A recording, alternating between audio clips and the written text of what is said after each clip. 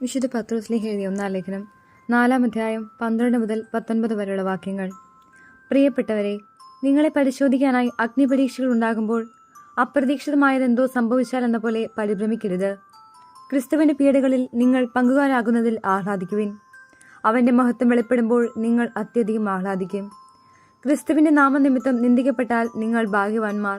എന്തെന്നാൽ മഹത്വത്തിന്റെ ആത്മാവ്, അതായത് ദൈവാത്മാവ് നിങ്ങളിൽ വസിക്കുന്നു. നിങ്ങളിൽ ആരും തന്നെ കൊലപാതകയോ മോഷ്ടാവോ ദുഷ്കർമ്മിയോ പരദ്രോഹിയോ ആയി പീഡ സഹിക്കാൻ ഇടയാകരുത്. ക്രിസ്ത്യാനി എന്ന നിലയിലാണ് ഒരുവൻ പീഡ സഹിക്കുന്നതെങ്കിൽ അതിൽ അവൻ ലജ്ജിക്കാതിരിക്കട്ടെ. പിന്നെയോ ക്രിസ്ത്യാനി എന്ന നാമത്തിൽ അഭിമാനിച്ചുകൊണ്ട് അവൻ ദൈവത്തെ മഹത്വപ്പെടുത്തട്ടെ. എന്തെന്നാൽ വിധിയുടെ സമയം സമാഗതമായിരിക്കുന്നു. ദൈവത്തിന്റെ ഭവനത്തിലായിരിക്കും അത് ആരംഭിക്കുക. അത് നമ്മിലാണ് ആരംഭിക്കുന്നതെങ്കിൽ ദൈവത്തിന്റെ സുവിശേഷം അനുസരിക്കാത്തവരുടെ അവസാനം എന്തായിരിക്കും? നീതിമാൻ കഷ്ടിച്ചു മാത്രം രക്ഷപ്പെടുന്നെങ്കിൽ ദുഷ്ടന്റെയും പാപിയുടെയും സ്ഥിതി എന്തായിരിക്കും? ആകയാൽ ദൈവഹിതമനുസരിച്ച് സഹിക്കുന്നവർ നന്മ ചെയ്തുകൊണ്ട് വിശ്വസ്തനായ സൃഷ്ടാവിന് തങ്ങളുടെ ആത്മാക്കളെ ഭരമേൽപ്പിക്കട്ടെ. നമ്മുടെ കർത്താവായ മിശിഹായ്ക്ക് സ്തുതി.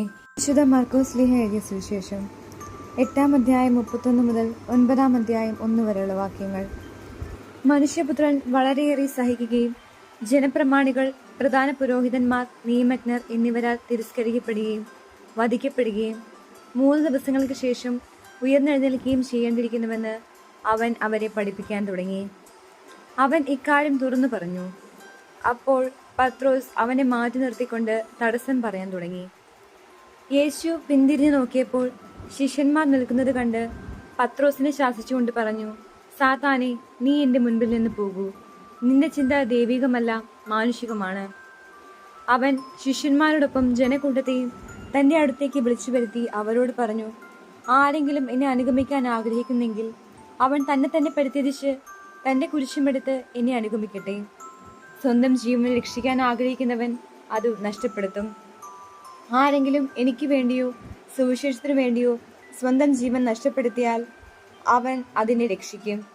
ഒരുവൻ ലോകം മുഴുവൻ നേടിയാലും തന്റെ ആത്മാവിനെ നഷ്ടപ്പെടുത്തിയാൽ അതുകൊണ്ട് അവൻ എന്ത് പ്രയോജനം? മനുഷ്യൻ സ്വന്തം ആത്മാവിന് പകരമായി എന്തു കൊടുക്കും?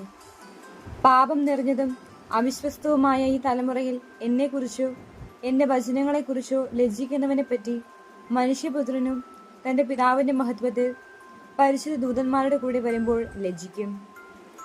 അവൻ അവരോട് പറഞ്ഞു, ദൈവരാജ്യം ശക്തിയോടെ സമാപിക്കുന്നത് കാണുന്നതുവരെ മരിക്കുകയില്ലാത്ത ചിലർ ഇവിടെ നിൽക്കുന്നവരിലുണ്ടെന്ന് സത്യമായി ഞാൻ നിങ്ങളോട് പറയുന്നു. നമ്മുടെ കർത്താവായ മിശിഹായ്ക്ക് സ്തുതി.